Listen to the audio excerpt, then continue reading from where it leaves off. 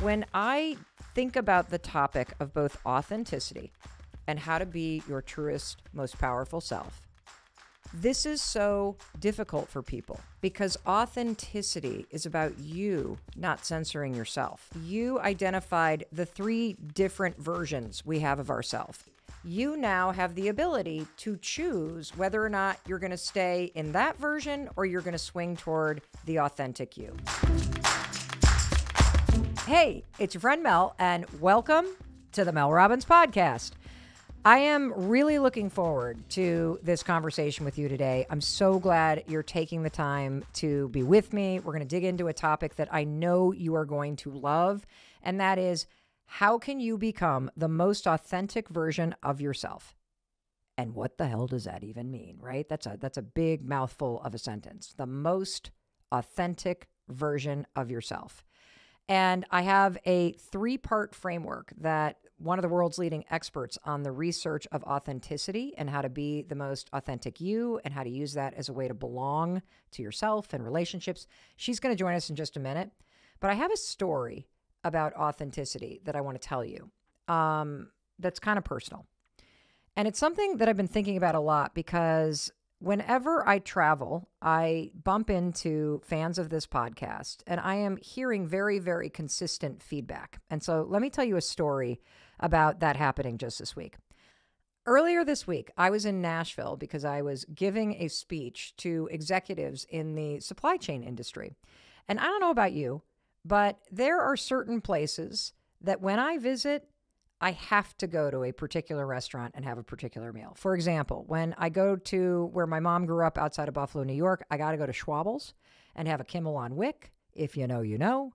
When I visit my parents in Western Michigan, where I grew up, I got to go to the Red Rooster Inn, where I used to be a waitress, or to the Bear Lake Tavern and have fried perch. Not negotiable. Not leaving town without that meal. You picking up what I'm putting down?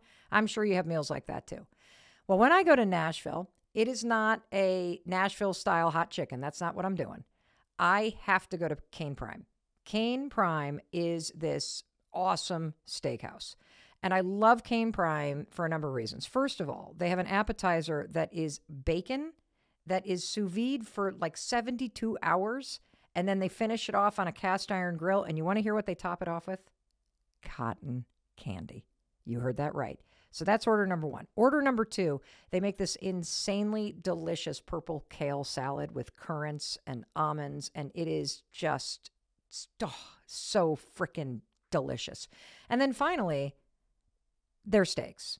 Their steaks are just, they're steaks. Like, they're just fantastic.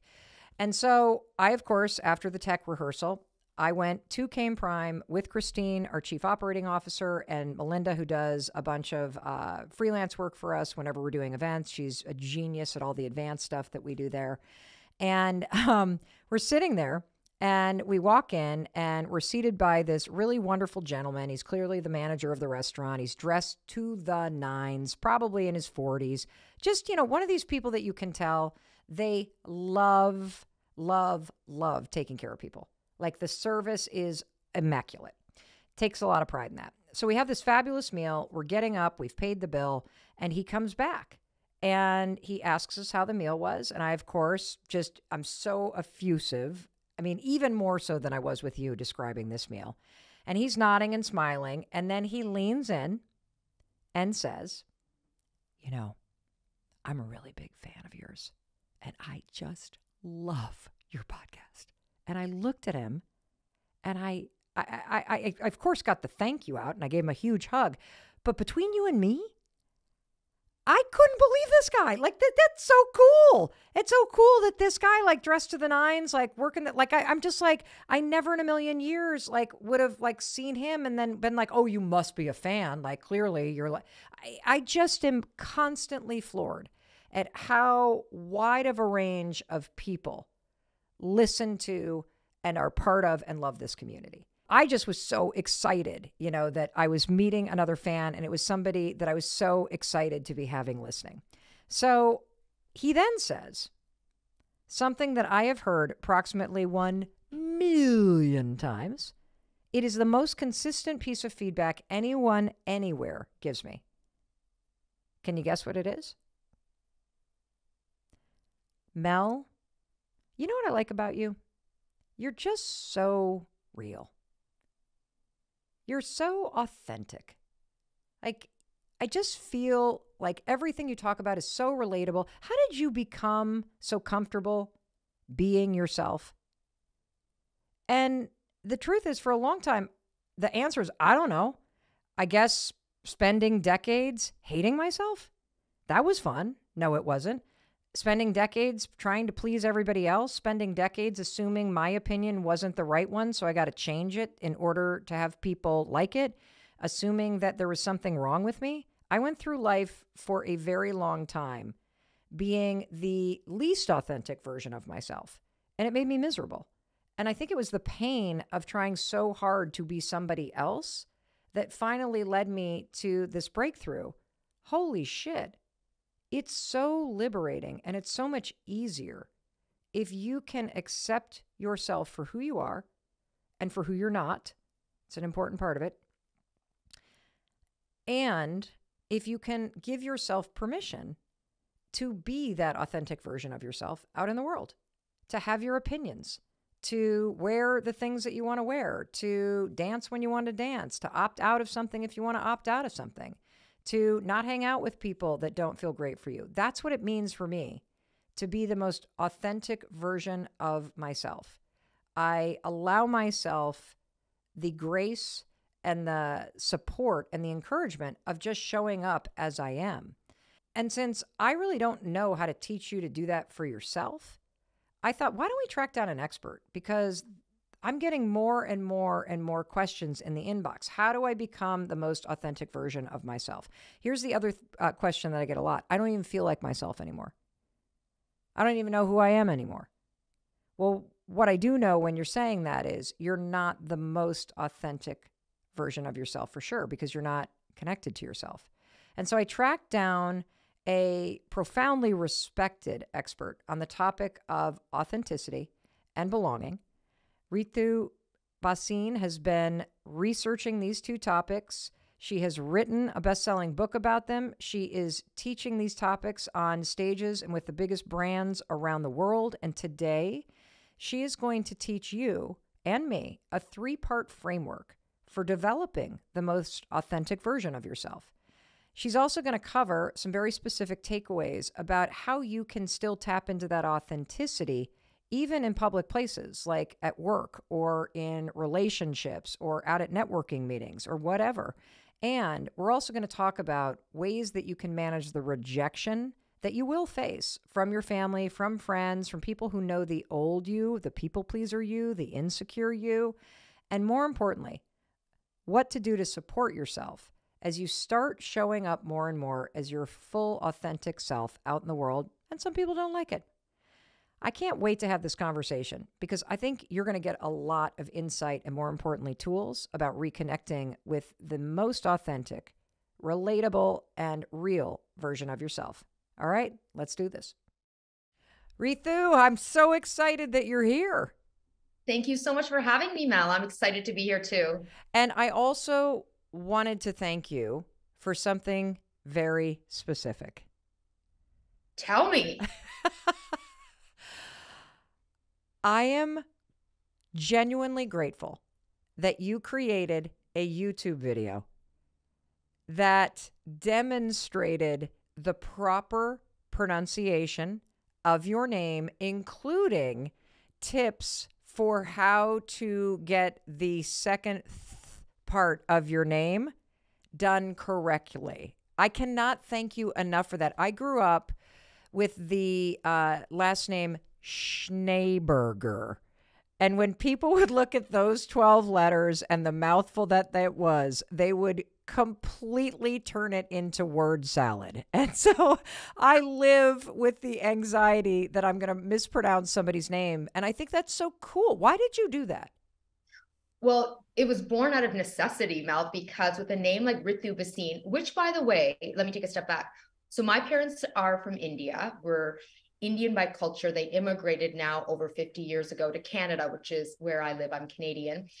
And after decades and decades of having people anglicize my name and pronounce my name as Ritu, At the age of 30, I decided that I'm going to stand in my power, claim my belonging as it relates to my name, and have people pronounce it the proper way, which is Ritu, and my last name is pronounced Bhasin. And it was a mission to get every single person in my life to say it correctly, and a successful mission. So good for me for making that happen. But now that I'm a professional speaker and I'm on stages and podcasting and blah, blah, blah, what I was noticing is that it actually causes people anxiety to say my name incorrectly. And I thought, you know what, I should just help people out, and let me create this video, and so that people can learn to practice. And it alleviates stress and tension for them. And it helps me as well, because part of me standing in my power and being who I am and claiming my identity is having people say it correctly. And then the last thing I'll mention here, Mel, related to this, is that I don't need people to say it 100% correctly.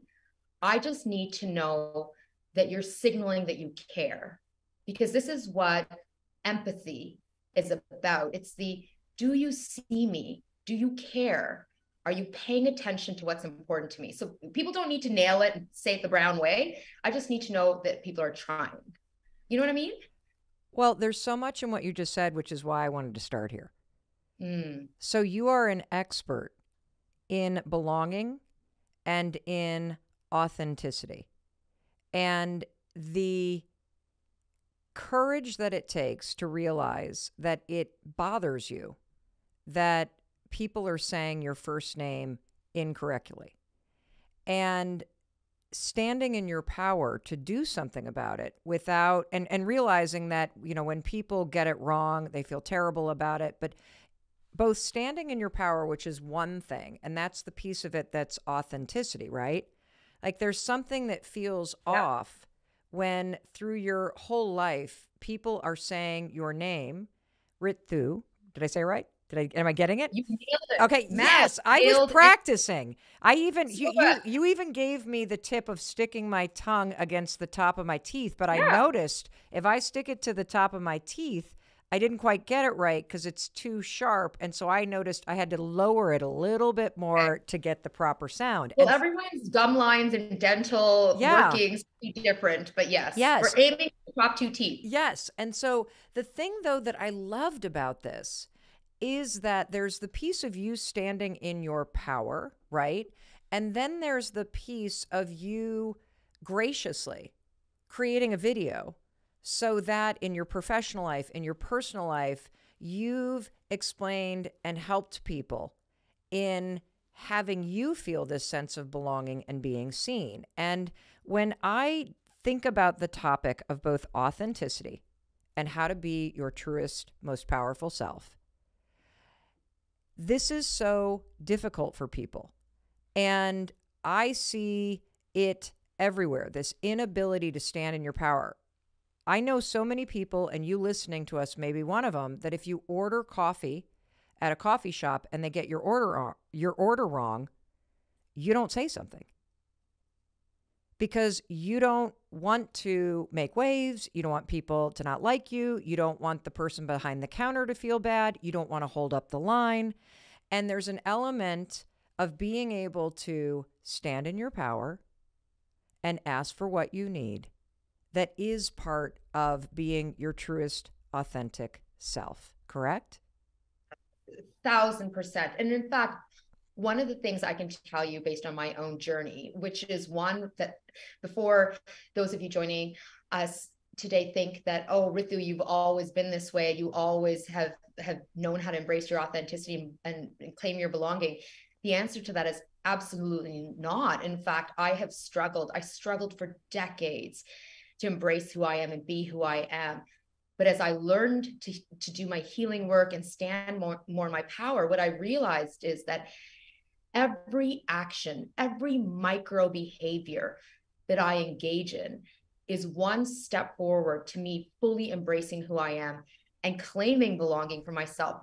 And whether that is the barista at the coffee shop or the customer service person at the airport or the person on the phone for my internet problems, or family members or my leader or my team members or my clients or my customers, like big stakes. There's the low stakes, big stakes. Every single act, every behavior I engage in is a chain reaction for me claiming my authenticity and belonging. And so, but it took me, like Mel, it took me years to finally make this happen for myself. How did you know that you weren't your authentic self? Because I asked that question, it may seem kind of dumb, but when we use the words authenticity and belonging, I think those are the kind of words that are intellectual.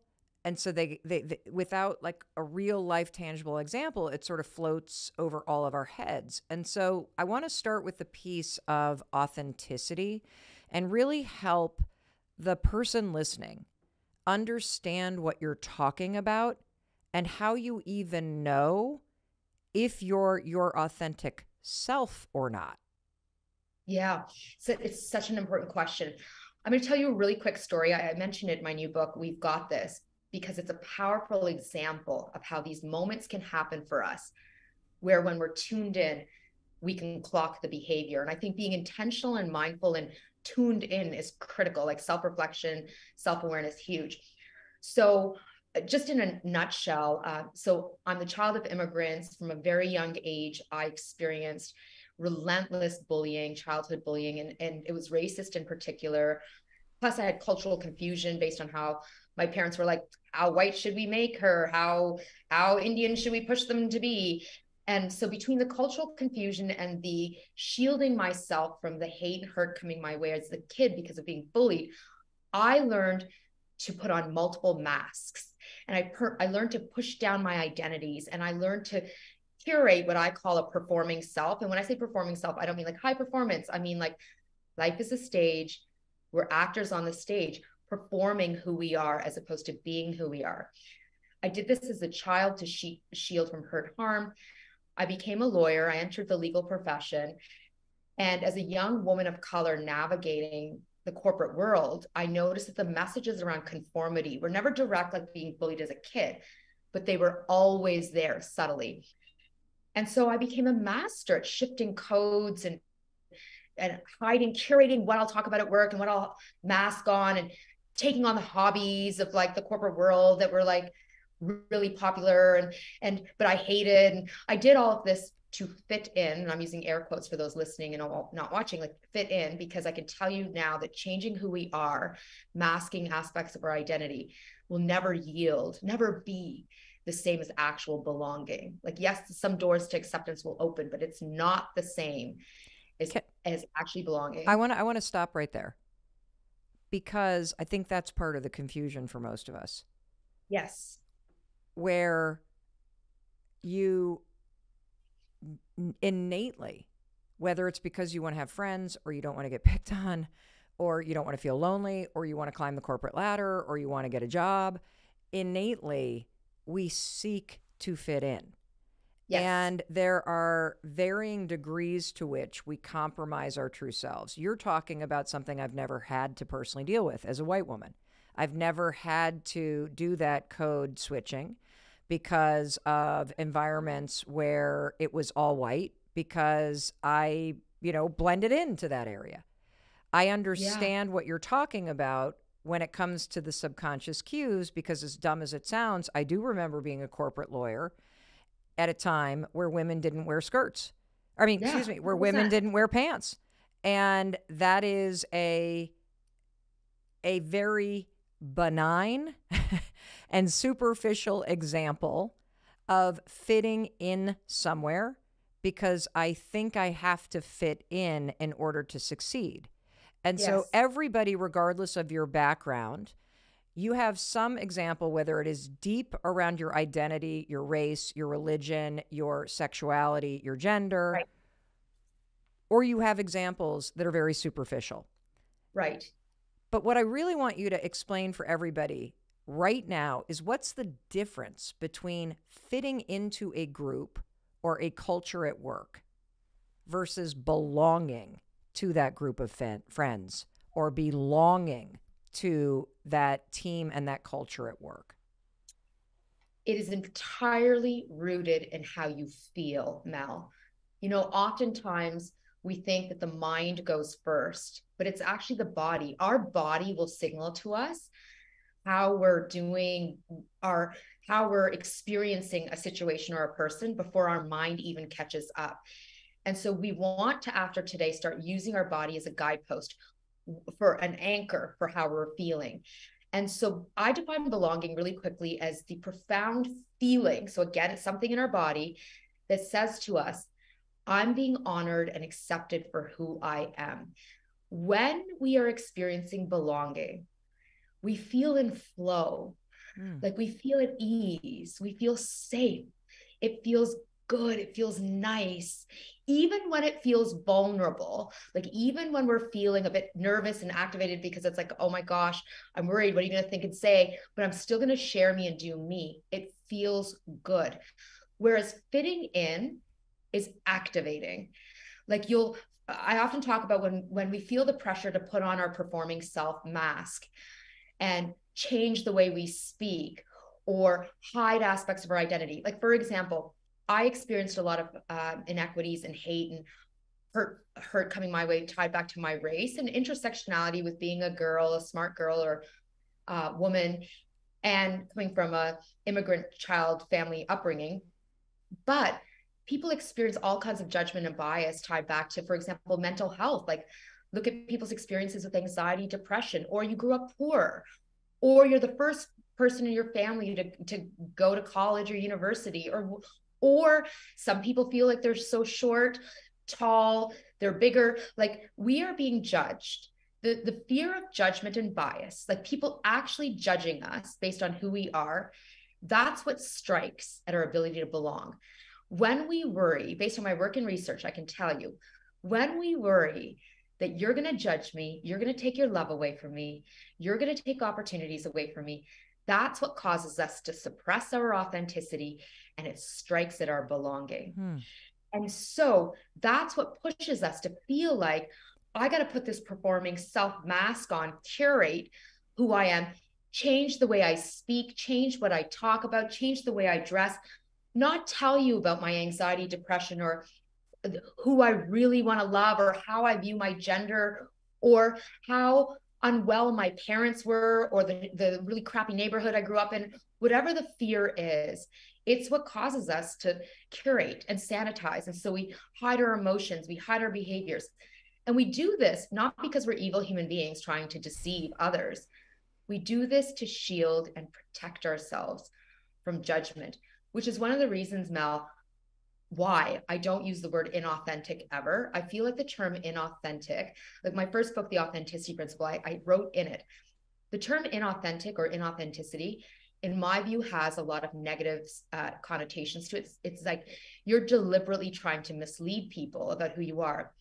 My work in research has shown me, and I can tell you my own personal experience, is that when we put on our performing self masks, we don't do it because we're trying to mislead people. We do it because of hurt and woundedness. Do it because of pain. We do it because we're afraid others will take their love away. And you know what? It's not a figment of our imagination. It's because people in the past have taken their love away from us, and we worry it'll happen again. But as we do our healing work and we stand in our power, we start to realize a life that is created and rooted in belonging, where I feel in flow because I get to be who I am around you. Even if you'll judge me, I'm going to do it anyways, is so much more rich and beautiful than a life of literally walking around with that mask on all the time. And I can tell you, I'm not even effing joking, because I did it for decades. This life that I'm leading, it's harder to live because it's more intentional and mindful, but it is so much more beautiful and worth it. There is so much wisdom and beauty that you just dropped on all of us, okay? Like, just a beautiful gift. And I want to try to unpack it, because there is so much layered in what you just talked about. And it is so important to me that as you're listening to us, that you're able to grasp these concepts and start to see where this is applicable in your own life. And the word I keep thinking about that you used is activated. So you said when you feel like you belong, you have this state of flow. I would also guess that other words that people say is that they're very present, Yep. that their minds are not racing ahead, that there is nothing in the moment that you need to manage, Yeah. and that there is this peace and Yeah. freedom. Like anchoring, like you're calm, you're anchored. Yep. There's the absence of the panic or anxiousness or activation. Yes.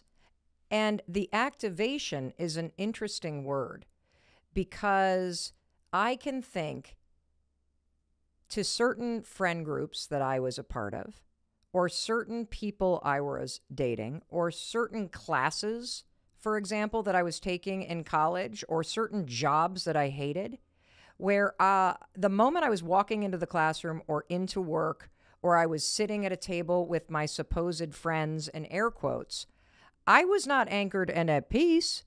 I was so active in my mind and thinking about other things and worried about something and not able to feel anchored or at peace in those experiences. And I personally believe, based on the number of people that write in and the size of the audience on our social channels and the podcast, that most people have a day-to-day, hour-to-hour, minute-to-minute experience of being activated and not belonging.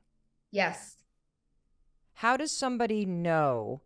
And I want you listening to us, I want you to think about where is the easiest place for somebody to spot this for themselves so that they can recognize a place in their life where they're not able to be their authentic self and where they get into this particular part of their life and it's very activating.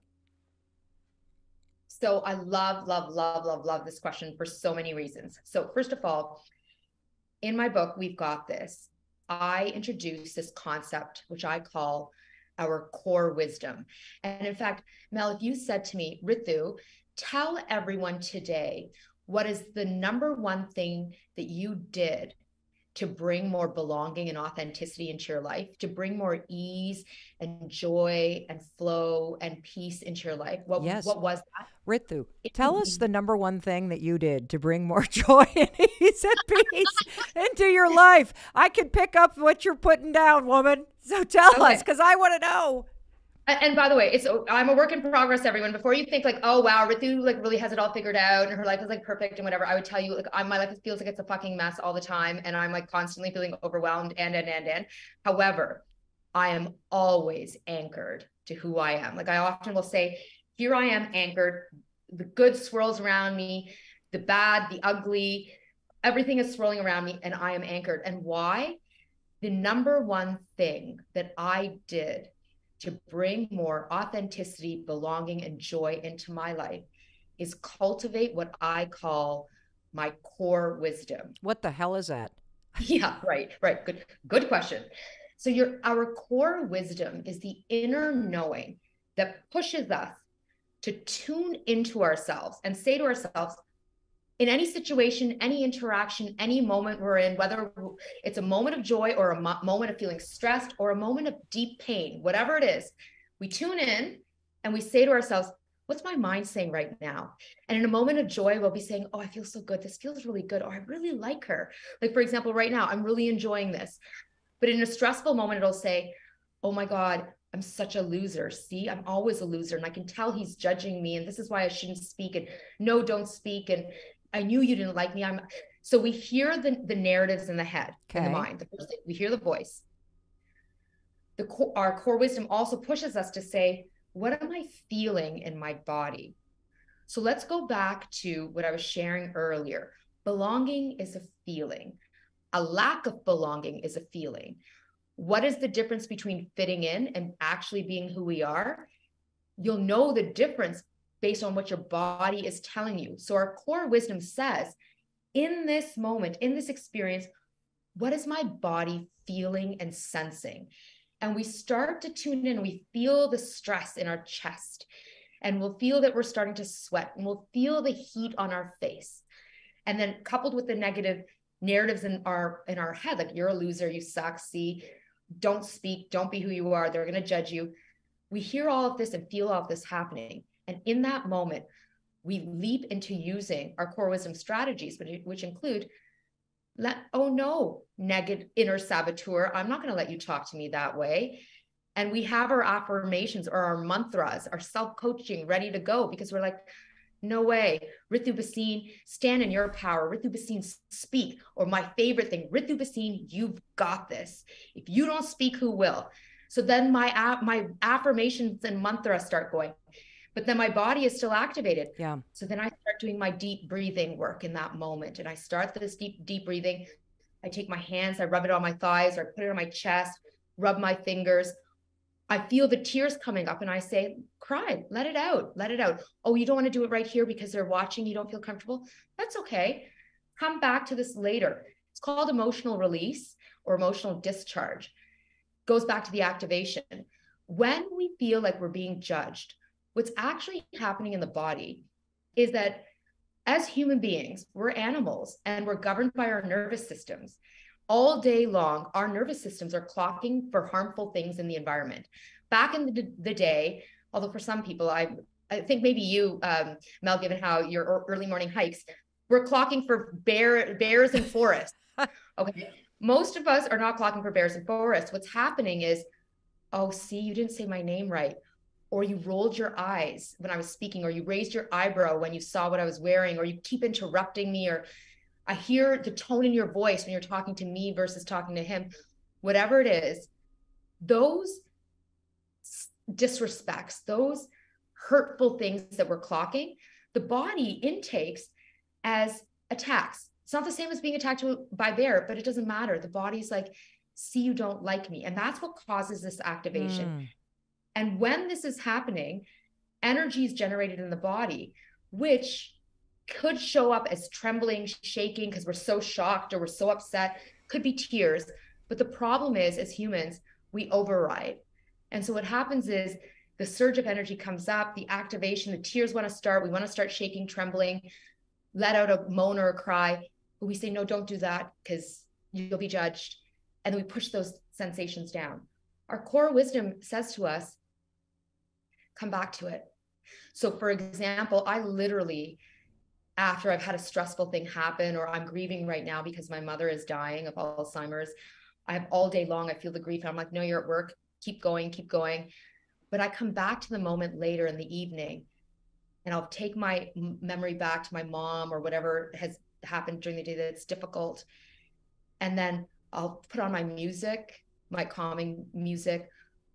I'll feel the tears come up and I let the tears out and I cry and let it out. Why? Because I don't want that energy to be trapped in me.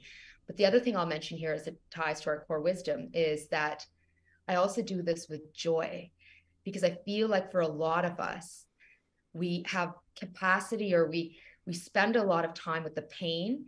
And what we're not doing enough of is spending time with the joy. And joy isn't just a mind thing. Oh, this is so nice. And I'm really enjoying this. And isn't this experience with my family pretty and nice? It's the actually feeling it in my body. And then the very last thing I'll say about core wisdom is that, first of all, it can be developed. The more we do it, we develop it. It's like a muscle, of course, is that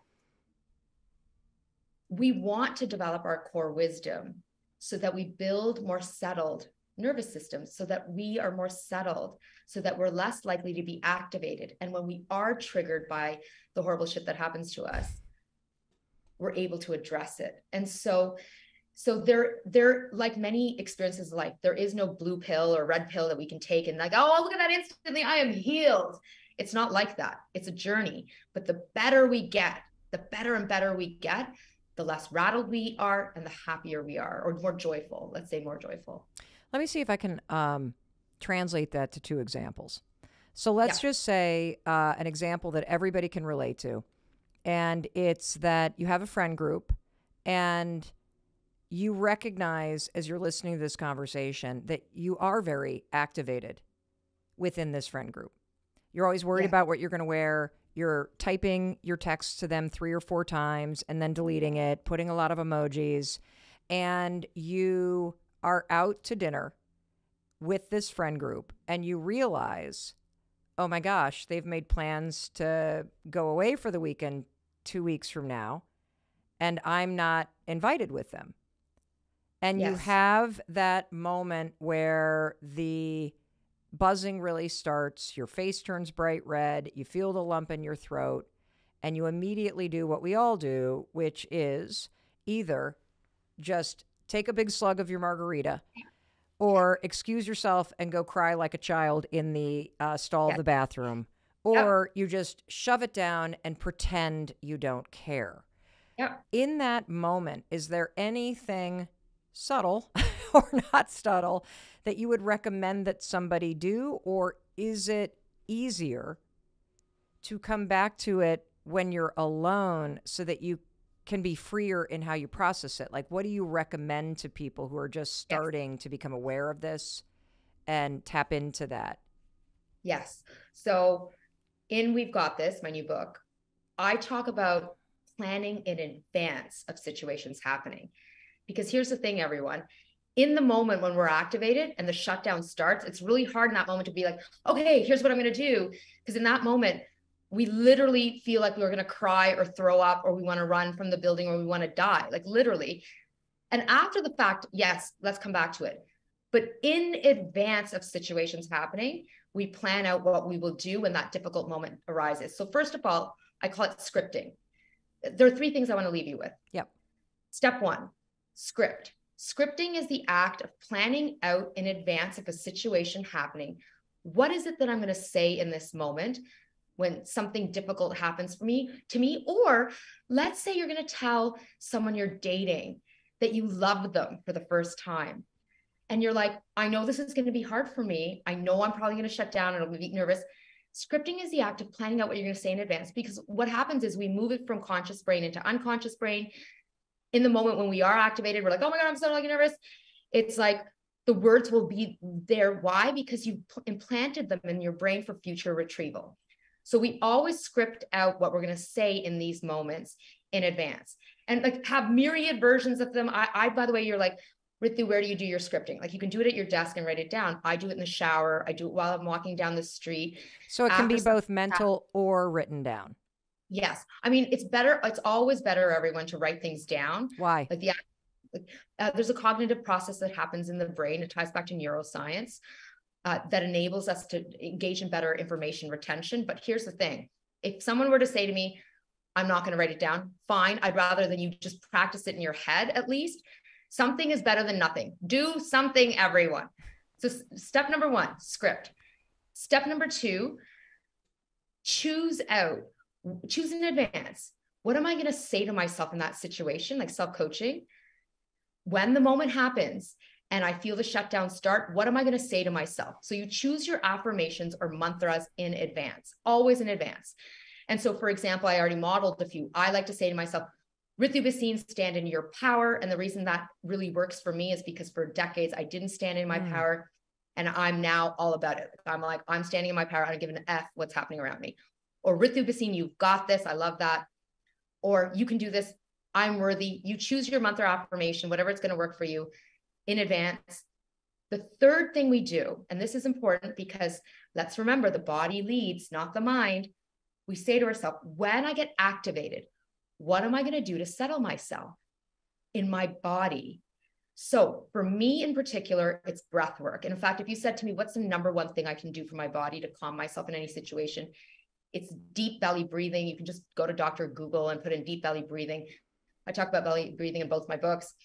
That deep, calm breath, focusing on the exhalation in particular, because it engages the parasympathetic or the flow part of our system, the exhalations. And the reason I love breath work to calm ourselves in situations is you're breathing anyways, number 1. You might as well do it in a better, more effective, healthy, productive way. And no one can see you doing it. So if you're worried that, like I would say, like I put my hand on my heart a lot, or I'll like rub my leg, or I'll just give myself a quick like embrace. Like I'll be like, you're good, you're safe. You're telling your body you're safe. If you're like, I can't do that in front of people, I hear that. Then just start your deep breathing. And so those 3 things, you have your scripts, you have your self-coaching affirmations ready to go. And you've told yourself, as soon as I feel activated, I'm going to start this body work. in this situation, calm myself, the very last thing we do is we visualize. So in advance, we picture ourselves doing these three things. Why? We're implanting, let's go back to neuroscience, future patterns of behavior. And we go into situations with these tools. So that way we're ready to go. And one thing I'll mention here, because I get asked this all the time and during my interviews, Ritu, isn't it unfair that I'm the one having to deal with horrible shit, like negative hates coming my way? People are being mean, inequities like sexism, racism, homophobia. Like, why do I have to plan out in advance? And I hear that. And in fact, in social justice circles, we call this the burden of the oppressed. It's like bad things are happening to me and then I have to prepare for them. And I hear that and I honor that. And I would still say, I would rather us go into situations prepared to stand in our power. Why? Because this is what it looks like to claim belonging. And secondly, and more importantly, it feels beautiful when we come out on the other side, having used our scripts and we did what we were planning on doing. And then the very last thing I'll mention here is, because I do a lot of work on allyship too. We claim belonging for ourselves, but we also help to create belonging for others, especially in the last few years with the spotlight on, are you being an upstander or a bystander? Like when things are happening around you where you're like, that's not right, that's disrespectful, and we stand silently as we watch things happen around us. We can also plan it in advance for those situations. We plan out what we're going to say the next time we hear something inappropriate. Mm-hmm. This is what I'm going to say to myself. Oh, I shouldn't say it. It's a stranger. I can't say that to my family member at Sunday dinner because they're going to hate me. And then I'll be like, no, here's what I'm going to say to myself when I start to shut down. Here's how I'm going to calm my body. We picture the visualization of it so that we can help to do this so that other people at the table who are rightfully shut down because of inappropriate things being said, we can be an ally by using the same 3 steps. So these are the 3 must-dos in advance of situations. I love this. And just so everyone listening understands, because I want to be sure that we're visualizing the right thing. You gave us 2 examples. The first example being you're going to tell somebody that you love them for the very first time, which is clearly a very activating moment. Even if you think they're going to say it back and respond positively, we all have that moment where we're like, oh, should I say it? Should I not say it? Is it too soon? How are they going to respond? Yeah. In order to stand in your power, you're saying to rehearse how you're going to be in your power, even if you say, I love you, and the person's face goes blank, and they say nothing back, and then you realize they're not going to say it back. Yes. And you visualize that very activating rejection. Yes. And you, by visualizing it, you are socializing your brain to be able to be powerful. And you will also know and will have rehearsed and have encoded in your subconscious how you're going to show up in that moment. And I want to be clear about something, because I know we're going to get this question. You are not manifesting the bad thing to happen. That's not what's happening, right? No. You're doing something else. So can you just explain for this example how this is different than attracting the bad thing to happen? Yeah, absolutely. So it's kind of like decision treeing it. Mm-hmm. So we go into a situation knowing we're going to have a conversation with someone, and it's like, if they say this, here's what I'm going to say back. If they say, the choose your own adventure flow. If they say this, I'm going to say this. If they say this, I'm going to say this. And so we literally decision tree out what the conversation could look like or might be. But this isn't about manifestation. Sorry. This isn't about manifesting negativity.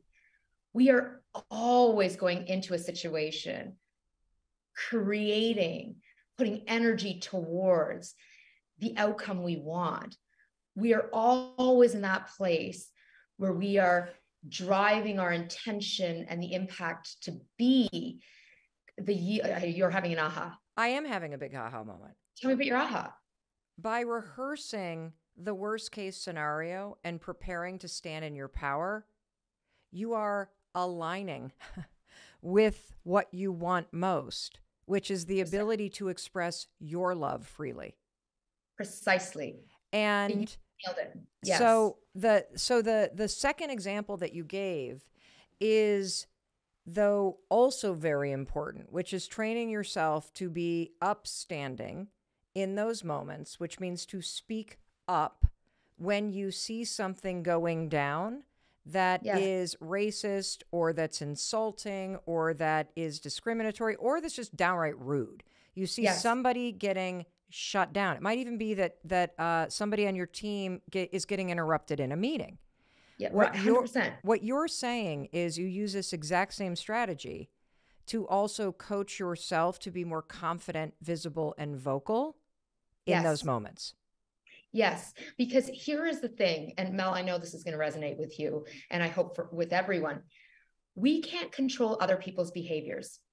We can never control anyone else. We can only control our own actions. And what matters more is not how someone responds to how we're behaving. What matters is that we behaved in a way that's in alignment with our truth. If someone is uncomfortable with our truth, that is on them. What we need to deeply anchor to is that I did me. I told you I loved you because that is my truth. You may not have received it in the way that I wanted you to receive it, but I am now free and liberated because I spoke my truth about how I'm feeling. And in fact, someone else's reaction and response to us saying, I love you, it's not an alignment with how we're feeling. That's not even actually about us in the end anyways. They have their own thing going on that is doing something to them that may not give them the capacity to love us back in the way we need to be loved. But that doesn't matter in the end. Like, yes, it matters in the moment. It really hurts. And I'd be the first to tell you how many times have I told someone I love them or want to date them and I've been rejected. Like, the list goes on. But it doesn't matter because at the end of the day, I spoke my truth.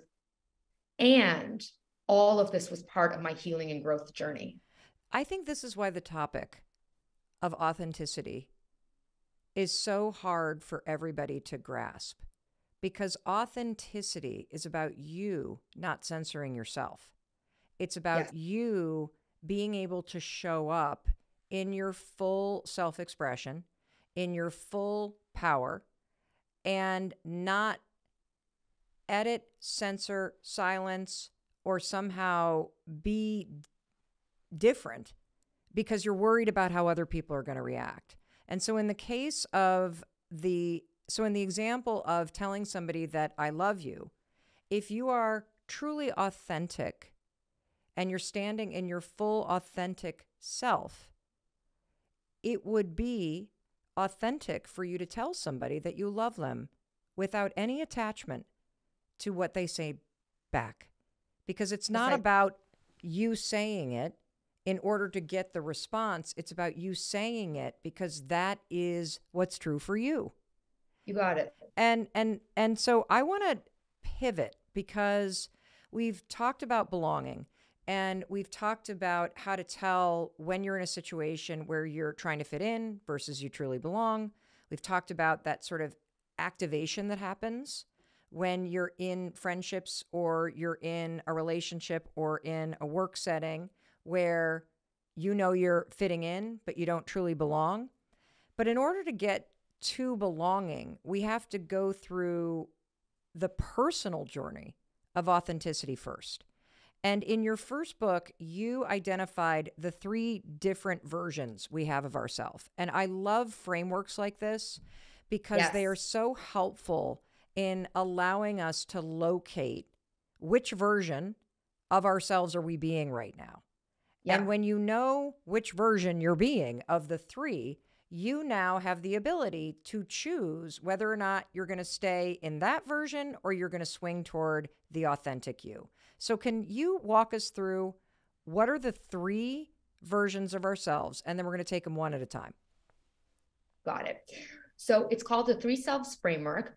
And I developed this framework based on my work and research because I was finding that people were in situations in the workplace and relationships where the surface level message was, be you. Of course, I want you to be authentic. Of course, I want you to bring your whole true self to this experience.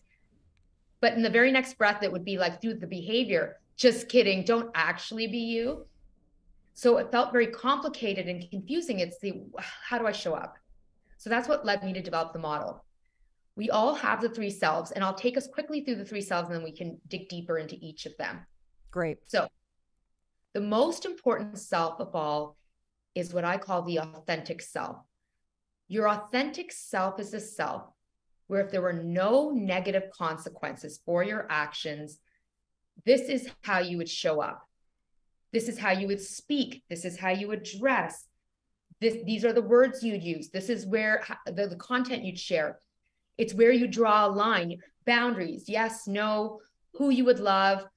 It's the good, the bad, and the ugly of who we are.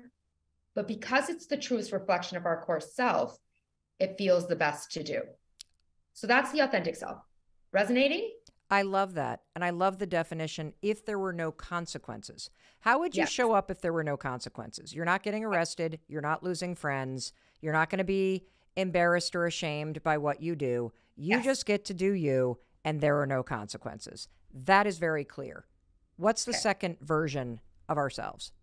Okay, so I'm going to go to the other side of the continuum, which is the third self, which is the performing self. So I've talked a lot today with you about the performing self. The performing self is the self that feels like we don't have a choice but to change who we are, mask aspects of our identity, cloak, hide, in order to shield from bias and judgment. It feels exhausting, humiliating, disrespectful to do, but we feel like if I don't change my accent or anglicize the pronunciation of my name or hide my experiences with anxiety, depression, or not talk about being transgender or whatever it is that we feel judged about or we feel ashamed of, we feel like we need to push it down.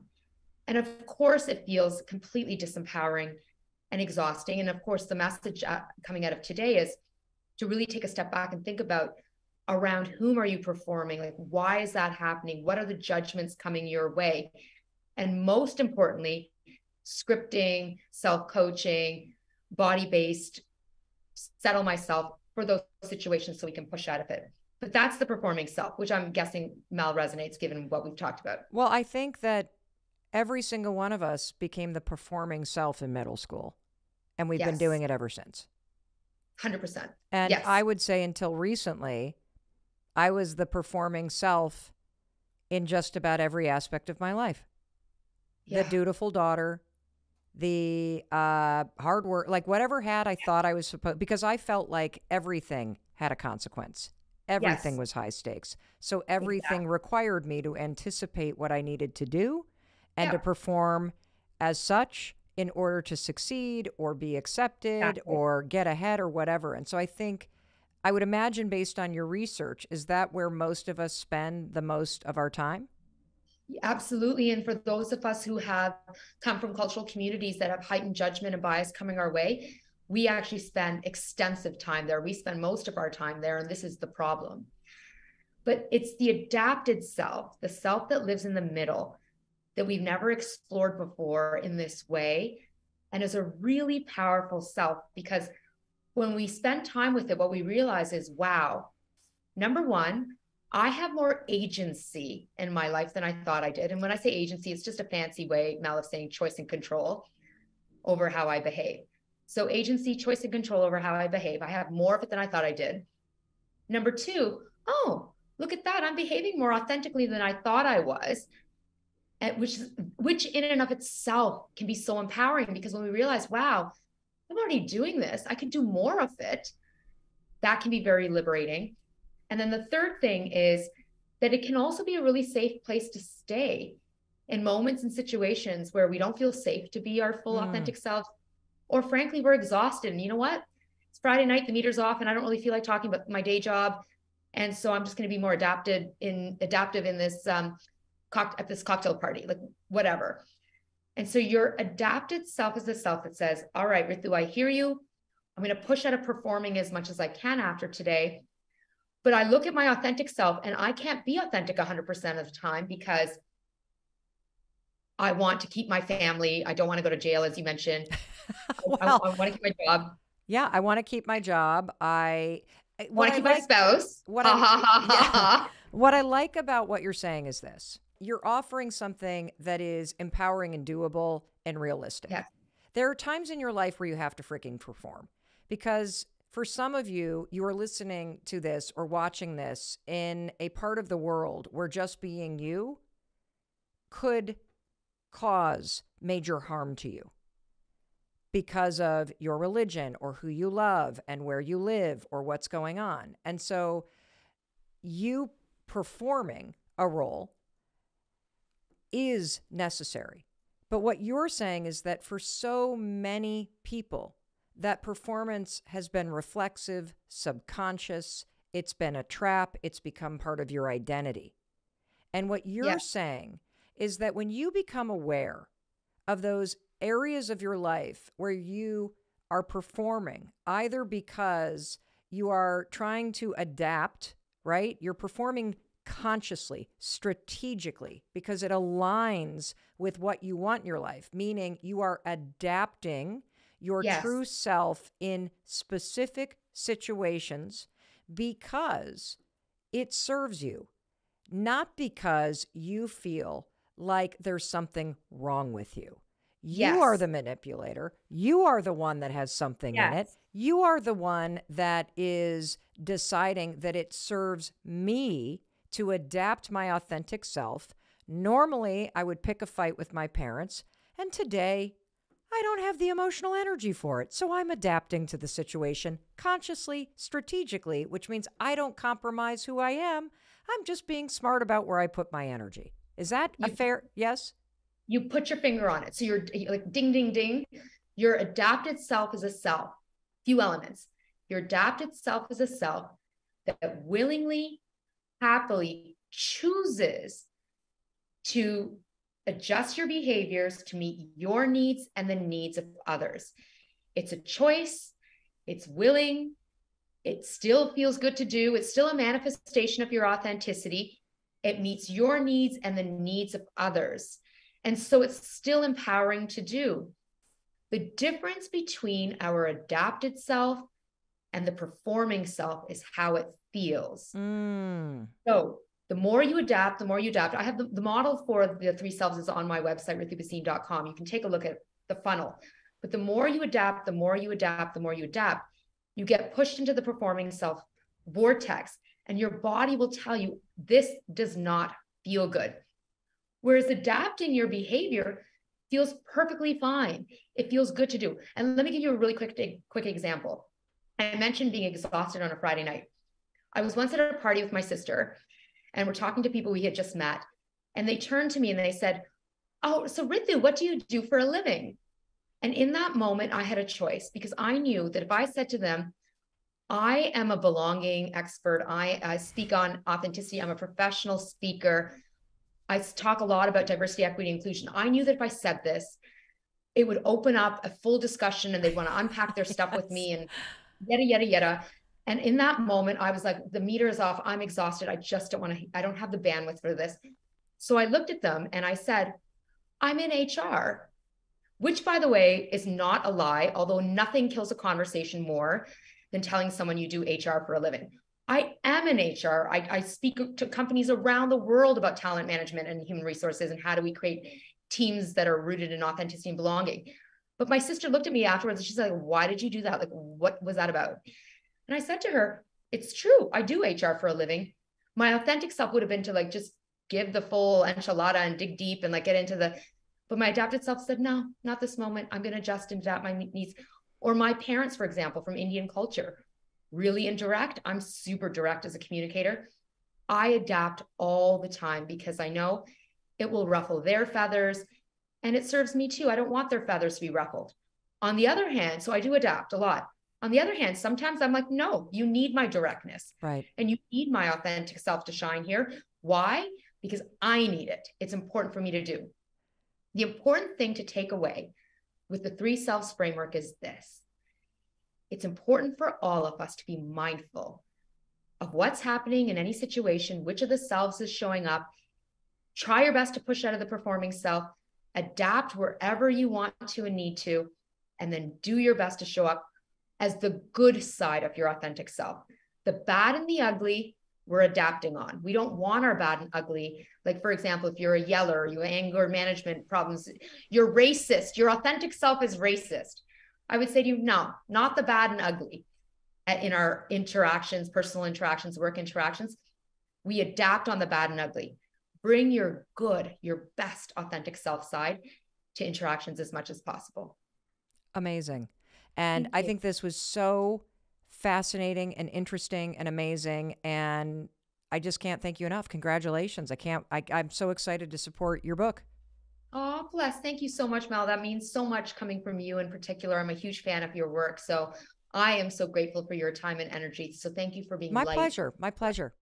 I cannot wait to hear what you do with this 3-part framework, because you know that all I want for you is for you to be your full self. And one more thing. I want to make sure that in case no one else tells you today, that I tell you, I love you, I believe in you, and I believe in your ability to start accepting and loving yourself as you are, as you're not, and as you become the person you know you want to be. All right, I'll talk to you in a few days. Oh, and one more thing. And no, this is not a blooper. This is the legal language. You know, what the lawyers write and what I need to read to you. This podcast is presented solely for educational and entertainment purposes. I'm just your friend. I am not a licensed therapist, and this podcast is not intended as a substitute for the advice of a physician, professional coach, psychotherapist, or other qualified professional. Got it? Good. I'll see you in the next episode.